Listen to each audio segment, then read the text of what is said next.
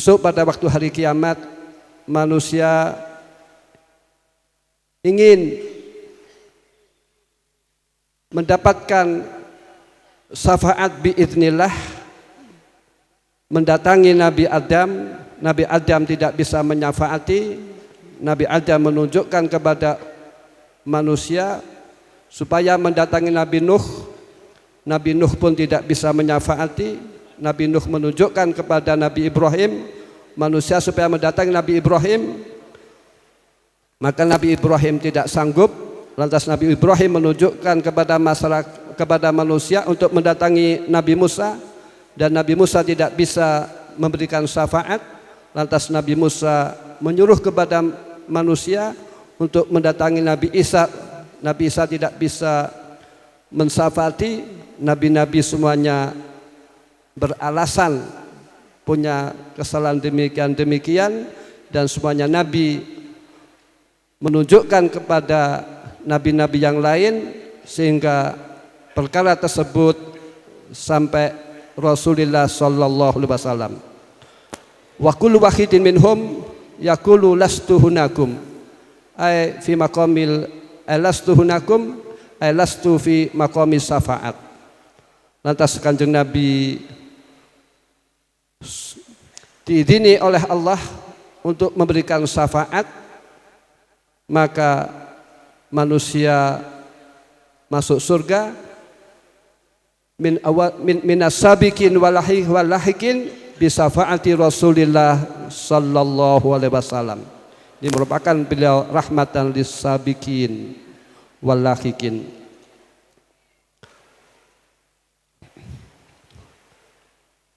Dan kita menghaliki Abdul Karim, Ki Marzuki, Ki Makhrus dan lain-lain, ini menunjukkan bahwasanya beliau orang yang berbeda dengan kita-kita.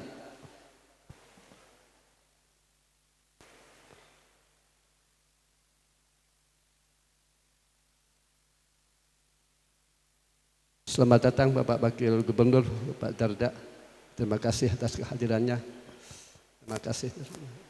Sama-sama. Dan orang yang diholi itu tentu akan berbeda dengan orang yang tidak biasakan diholi. Jadi orang-orang yang diholi itu mempunyai makom indallah, yaitu makom yang luhur. Hal yang demikian sebab orang-orang yang diholi ini mempunyai ilmu yang diamalkan. Qala ta'ala hal yastawil ladzina ya'lamun wal ladzina la ya'lamun. Tidak sama antara orang-orang yang mengerti dan orang-orang yang tidak mengerti. Ya'lamun di sini tidak ada dalam tafsir yang menerangkan itu ilmu ini, itu ilmu demikian tidak ada. Yang penting ilmu. Misalkan saja kalau itu ilmu kedokteran, antara pasien dan dokter akan berbeda. Orang yang ahli insinyur akan berbeda dengan orang yang tidak ahli insinyur. Orang yang mempunyai ilmu agama akan berbeda dengan orang yang tidak mempunyai ilmu agama. Al yastawil ladzina ya'lamun wal ladzina la ya'lamun. Lah berarti di sini al adlu la yaqtadi at-taswiyah. Keadilan itu bukan berarti harus menyamaratakannya. Misalkan saja orang yang mempunyai kedudukan, orang yang mempunyai ilmu duduknya di atas, di depan, ini merupakan keadilan. Sebab bila mana orang yang mempunyai ilmu dan tidak duduknya disamakan, ini namanya tidak adil. Sekarang apa bedanya orang yang mempunyai ilmu dan tidak?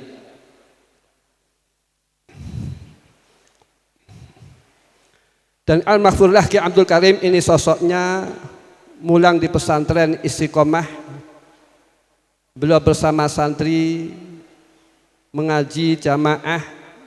Namun barokah beliau santri Lirboyo ada di mana-mana dan kemana-mana ya.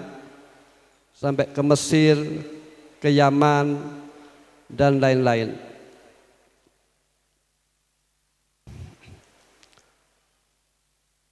Kata Imam Ghazali rahimahullah, walaupun orang itu istiqomah ngaji ngupani santri, maka agama Allah tidak akan tersia-sia. Yang memperjuangkan agama Allah pasti ada. Dengan dalil biqauli Rasulillah sallallahu alaihi wasallam, innallaha yu'ayyidu hadzal din birajulin fajir. Allah akan menguatkan agama yaitu dengan orang yang lacut, orang yang fajir. Justru kadang-kadang orang yang memperjuangkan agama ini kadang-kadang orang yang bukan mukhlis, bengak-bengok dan lain-lain, menghujat dan lain-lain, kadang tidak berakhlakil karimah. Wa fi riwayatin innallaha yu'ayyidu hadzal din bi aqwamin la khalaqa lahum. Wa fi riwayat Allah akan menguatkan agama dengan kaum, berhubung kaum tersebut itu memperjuangkan agama Allah tidak dengan akhlak, tidak dengan adab, tidak dengan ikhlas, maka kaum tersebut di akhirat tidak mendapatkan apa-apa, di akhirat tidak akan mendapatkan pahala.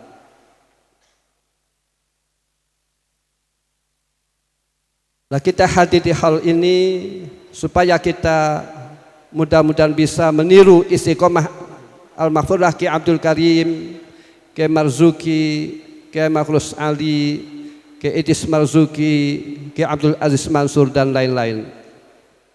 Ini tujuan hal. Kita mengupas sejarah beliau bagaimana. Ada dawuh bidzikri sholihin tanzilu ar-rahmat minas sama. Dengan kita menyebutkan atau menuturkan biografi atau sejarah-sejarah orang sholihin yang kita terima dengan mahabbah, yang kita terima dengan simpati kepada beliau, yang kita terima dengan kita mengikuti sirah atau tindak lampah beliau, maka rahmat diturunkan oleh Allah Subhanahu wa ta'ala. Inilah perlunya sejarah orang-orang sholihin supaya kita simpati, supaya kita mengikuti. Juga mudah-mudahan kehadiran kita di sini kita masuk dalam hadis qala Rasulullah sallallahu alaihi wasallam, almar'u ma'aman ahab, yaumil qiyamah, besok orang akan dikumpulkan dengan siapa yang dicintai. Kata Imam Hasan Basri rahimahullah, mujaradul mahabbah la yanfa. Orang hanya modal cinta saja tanpa tasabuh bisolihin, tanpa mengikuti tindak tanduk dan amal-amal orang solihin, maka mahabbah yang demikian kurang berarti.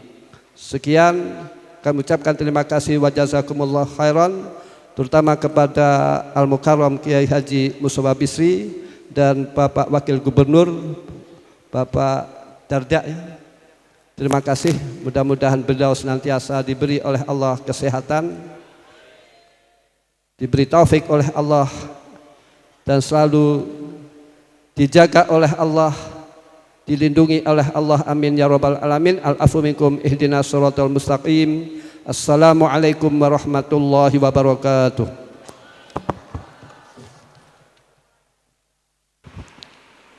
Kepada beliau dihaturkan terima kasih.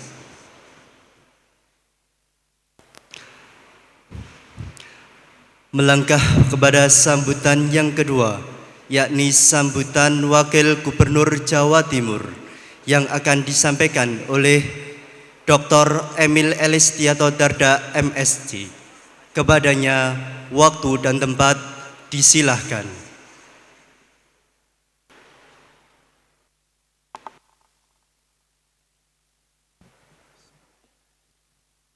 Assalamualaikum warahmatullahi wabarakatuh. Ingkang sangat kula hormati pimpinan Pondok Pesantren Nirboyo, Al-Mukarram Yai Anwar Mansur, Yai Kafabihi Mahrus. Ingkang kula panjenengan hormati Yai Haji Mustafa Misri, Yai Gusmus, panggilan akrabnya, tetapi kami manggilnya Yai Mus dari Rembang, poro zuriyah, pengasuh, poro kiai, Pondok Pesantren Lirboyo dan juga Madrasah Hidayatul Mubtadiin. Alhamdulillah malam hari ini atas nama pemerintah Provinsi Jawa Timur, saya selaku Wakil Gubernur hadir mewakili Ibu Dr. Anda Hajah Khofifah Indar Parawansa, Gubernur Jawa Timur yang sedianya ingin hadir pribadi di sini. Namun demikian ada undangan penting sekali dari Presiden Republik Indonesia untuk hadir bersama seluruh kepala daerah, bupati, wali kota se-Jawa Timur hari ini ke Istana Negara. Untuk itu beliau khusus menyampaikan agar kami menunda beberapa kegiatan untuk bisa menghadiri acara yang insya Allah penuh berkah ini pada malam hari ini. Namun sebelumnya salawat dan salam senantiasa tercurah kepada junjungan tinggi kita Nabi besar Muhammad SAW. Semoga seperti disampaikan Yai tadi, kita mendapatkan syafaahnya di yaumil qiyamah nanti. Para Yai ingkang kula hormati dan seluruh santri, santriwati dan hadirin sekalian, tentunya kita bersyukur bahwa di sini kita mengenal 3 tokoh besar yang bukan hanya besar bagi pondok ini tapi besar bagi republik ini. Yang kemudian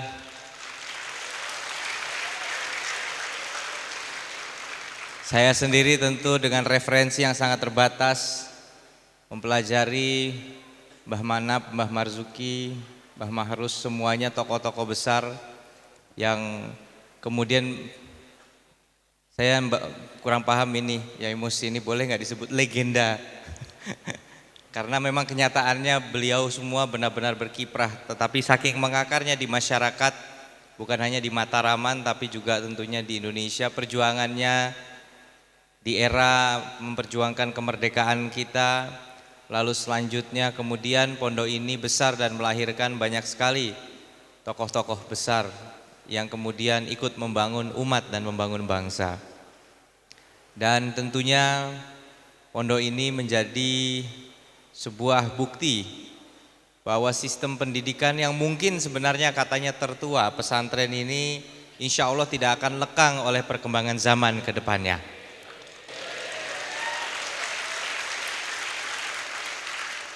Saya tadi baru saja menghadiri sebuah siaran langsung TV untuk membahas mengenai sistem pendidikan. Kita mengenal ada kekhawatiran industri 4.0, revolusi digital dan sebagainya dan sebagainya. Tetapi dalam perjalanan masuk ke sini saya melihat sesuatu yang jauh lebih indah. Saya melihat ekonomi rakyat. Saya melihat bagaimana pelaku usaha kecil dari acara yang seperti ini bisa mendapatkan rezeki yang insya Allah halal dan insya Allah membawa barokah bagi keluarganya. Dan ini adalah suatu komitmen yang kemudian tertanam di dalam perjuangan Ibu Khofifah, yang beliaunya juga tentunya adalah seorang santriwati yang kemudian menjadi seorang guru ngaji, yang kemudian menjadi seorang ustazah, yang kemudian juga berjuang sebagai abdi negara, abdi masyarakat untuk memastikan bahwa Jawa Timur yang selama ini telah dibesarkan oleh pesantren akan kemudian turut membesarkan dan terus dibesarkan oleh keberadaan pesantren untuk kedepannya.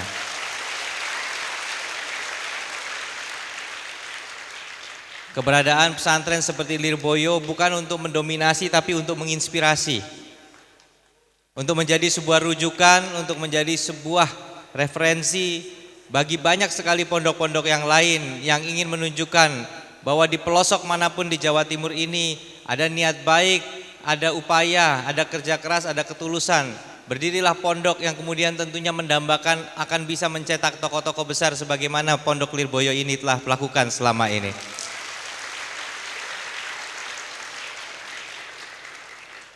Ada kurang lebih 6.000 pondok pesantren di seluruh Jawa Timur. Namun demikian tentunya semua pondok pesantren tersebut meyakini bahwasanya berjuang di jalur masing-masing, di tempat, di wilayah masing-masing, tetapi tentu tidak akan berhenti melihat referensi dari pondok ini. Dan Madrasah Hidayatul Mubtadiin tentunya sebagai sebuah sistem sekolah yang kemudian kita sebut mungkin tentunya ini akan menyatu. Ada yang salaf, ada yang formal. Ada yang mengatakan Jawa Timur indeks pembangunan manusianya peringkat 15 dari 34. Peringkat 15 dari 34. Padahal kita ekonomi terbesar kedua di seluruh Indonesia. Ekonominya hebat tapi indeksnya kurang. Nah, tetapi kenapa nilai indeksnya kurang? Katanya karena rata-rata lama sekolahnya ini hanya 7,3 tahun. Artinya kalau diukur kira-kira lulus ijazah terakhir itu SD. Nah, tapi kami tidak kemudian langsung terpaku kepada angka tersebut. Masih banyak juga pondok-pondok yang mungkin mengajarkan bukan aksara Latin tetapi aksara Arab, menulis Arab pegon istilahnya, yang kemudian kalau boleh diadu ilmunya, boleh diadu kerja kerasnya, boleh diadu kreativitasnya, tidak kalah dengan yang sekolah di sekolah-sekolah yang canggih sekalipun. Itulah sebabnya maka kita tidak datang untuk merubah tapi untuk melengkapi, untuk menambah bukan untuk merubah.